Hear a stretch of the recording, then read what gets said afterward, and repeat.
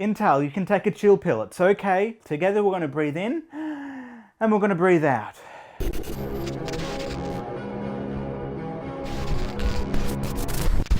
Hello and welcome to Media Academy Online's Entertainment News, the show that gives you all your entertainment news. And it's been a few weeks since we've done our last episode, so change the battery pack. Of course, I have to change the battery pack.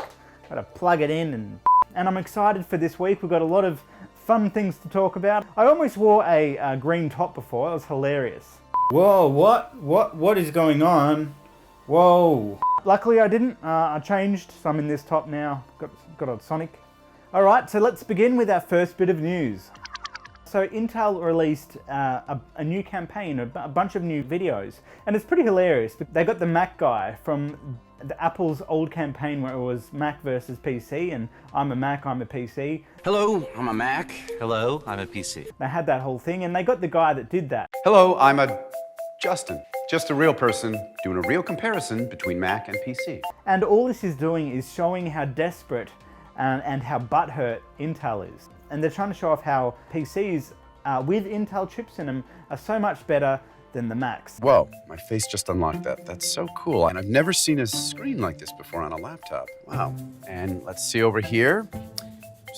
So these are the newer Macs? Yeah. Okay, so gray and grayer. Poor Justin there, doing what he has to do to make money, that's fine, but he does look pretty awkward in a lot of it.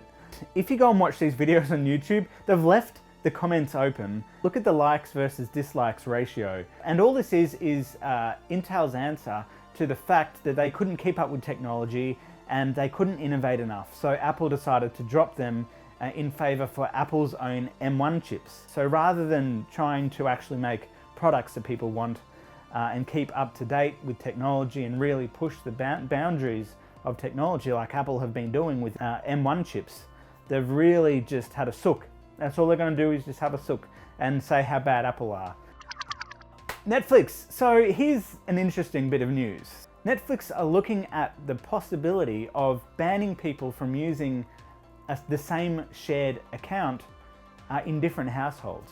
So basically how this will work is that Netflix will I guess they'll look at your IP address and see if you're using the same account but in a different house, in a different location. Then it'll send you a pin and say, can you confirm this is you? And if you don't, then they'll log you out and say, okay, you can sign up yourself to be able to use it.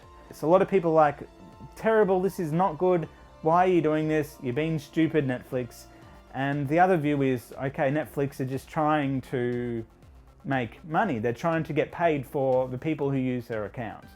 So personally, I know that I've shared my Netflix accounts with all sorts of people, but unfortunately Netflix are thinking, actually we want to actually get paid for the people using it. We're not going to give any free rides anymore. So it's going to be interesting to see. Ooh, what was that? It's going to be interesting. Try that again. It's going to be interesting to see how this goes, whether this actually goes through and how it'll look, and if this will actually mean that I'll get more subscribers. I don't know. I've been paying for Netflix, but a lot of people in my family haven't. They've been using my account. So what this will mean is that they won't be able to use that account anymore, which is a bit sad, but it is what it is. Avatar is in the news again. So if you watched any of my previous videos from when I didn't have a 6-month break, the previous video, I'd always talk about Avatar because it would always come in the news, even though it's something that seems to have fallen out of a lot of people's psyche and it's not really in the conversation of pop culture. Anyway, it's always in the news. So this one's a bit of an interesting one, and it's all in preparation, I suppose, for the release of the new Avatar. So what Disney decided to do was re-release Avatar in China. And what this has meant is that they were able to make a ton of money, and that would go into the box office. And with this new release, this actually means that Avatar has overtaken Avengers Endgame as the highest grossing film of all time, which now means Avatar is on top again. And the thing is, all we need to do is wait for another release of Avengers Endgame, and that'll jump on top, and then they'll re-release Avatar and Endgame, and then you get what'll happen. And this has created a bit of debate along various people in the film world, whether they should include re-releases of films as part of the box office. But they did it strategically because in the next year or two they will be releasing the new Avatar, and they really want to try and keep it in the psyche of people, and they really want to have people talking about their films. Okay, with that said, let's go to Brandon in a box. Hello, welcome to Brandon in a Box. Today I'm going to be talking about the latest news from video games, and I've got a couple things to tell you about. We've got Square Enix. Square Enix presents. They came out with some games that have been announced, and there is the new Life is Strange. But this game, if you didn't play the previous one, looks like a continuation of that pretty much, with new characters and whatnot and new story. So if you're into that sort of thing, check that one out. The one I'm most excited for was a game that's been announced called Outriders, which is a RPG co-op futuristic game. Looks like the team from Gears of War, Epic Games. I think the new studio is called People Can Fly. Looks like a great take on the RPG shooter with 4 classes that have been announced and shown in the trailer. It looks really good, really cool, and that would be one that I would definitely be picking up at some stage. Can't go wrong with a co-op, especially an RPG. Put that stuff together and you got a pretty good recipe for hours and hours of entertainment. So next on the list we've got Wonder World. Wonder World is more of a platformer for younger audiences, people that are into platformers maybe. It's very colourful, looks pretty fun. I think there's 2 characters to play, but overall it's something a bit different than what else is coming out. There's a lot of shooters and things like that, so this gives people an opportunity to play a new platformer, so check that out. Next, I just want to quickly mention, I watched Justice League, Zack Snyder's Justice League last night, and I thought it was a massive improvement on what was released initially, which was a big steaming pile of just so much more cohesive. It works well with the BVS and the Man of Steel sort of films, obviously being Zack Snyder's trilogy. It's good to see he got to release something that he was, that he had made instead of some hodgepodge disaster of a train wreck, which was the initial released one, the Joss Whedon tampered one. This one is, full-blown Zack Snyder. His visuals, his style, slow motion with the pop songs and whatnot thrown over the top of it.